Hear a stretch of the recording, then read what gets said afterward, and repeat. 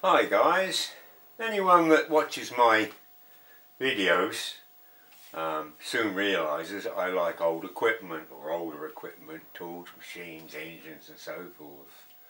And an example is this electric chainsaw, 16-inch electric chainsaw.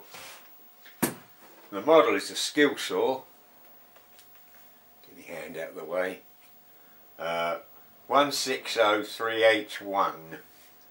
It was one of 3 chainsaws given to me, pulled out of a skip that a tool hire company threw out. There'd been a booze, broken, what have you, and I managed to make one good one out of the 3. And this one has got a date. Let's have a look. Carved into its base, 31st of the 3rd, 1981. So it's an oldie, but it's built like the proverbial brick outhouse, if you get my drift. Oil goes in there for lubricating the chain, and it's got a sight glass there, which is quite nice.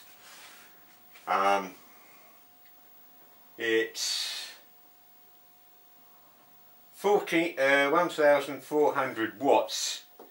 It's a powerful beast. It's amazing what it'll do, and it's a pleasure to use. I'll plug it in. Right.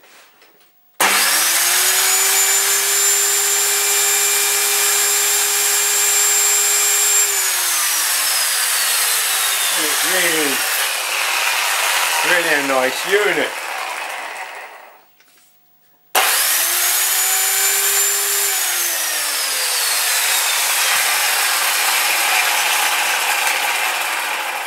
Being old school, it doesn't have a chain brake, but it doesn't need one. So I use this a lot. It's very handy for cutting up logs or timber or what have you. And it's so convenient, and my generator will run this, so that's also handy. I have got petrol chainsaws. I'll do a video on those another time. The only problem I had when I rebuilt this one is I couldn't get any brushes. There's an excellent firm on eBay that specialises in carbon brushes for motors, and they've got some weird and wonderful obscure things, and they seem to cover most, but you're always going to come across something that they don't. And they could probably come up with something similar, but it's a lot of messing around with specifications, spring sizes and so forth. So I decided to make my own, and I've got a large quantity of carbon blocks like this. No, they're not carbon, they're graphite, I beg your pardon, so they're a bit messy. Graphite's a little bit softer than carbon material for brushes really. But they last very well, and being a bit softer, well, they're a lot kinder to the commentator. That's how I look at it. And you know, the brushes put in here will last 2 or 3 years before I need to replace them. So if anyone's really stuck, I can let them have a few of those. Get in touch. Mind you, it's a messy job. Cutting them to size with a junior hacksaw and then rubbing them on a piece of wet and dry or whatever. But, well, worth the trouble. That's a very favourite tool of mine. And for something that old, it's in nice condition. I've recently used it and it wants a clean up. But I think you'll appreciate they don't make them. They don't make them like that nowadays. Let's put that out of the way. Another item, I was showing my niece the other day. Here's a Hedge Master. Now this, find the end of the plug. So I put a longer lead on, that's it. Let's unplug that, plug this one in. Everything okay? Yep. This is made by Stanley. Okay, it's an XK12 Hedge Master. Stanley's used to be known for electric drills, hence they've used this power head unit for this, and they've adapted and made several other tools powered by their power head.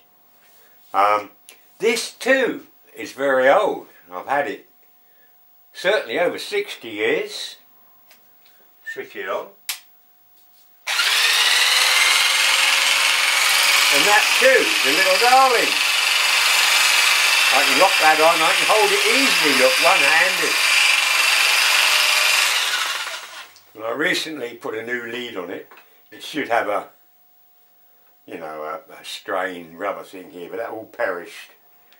But the lead was somewhat short and I had a plug at the end, and I put an extension leader, and every time I'm lifting it up to do the hedge or do the top, I'm lifting up the blasted extension cable drums, plastic drum. So I went to town and I put another nice long lead on it, okay? That's why I couldn't find the plug, folks.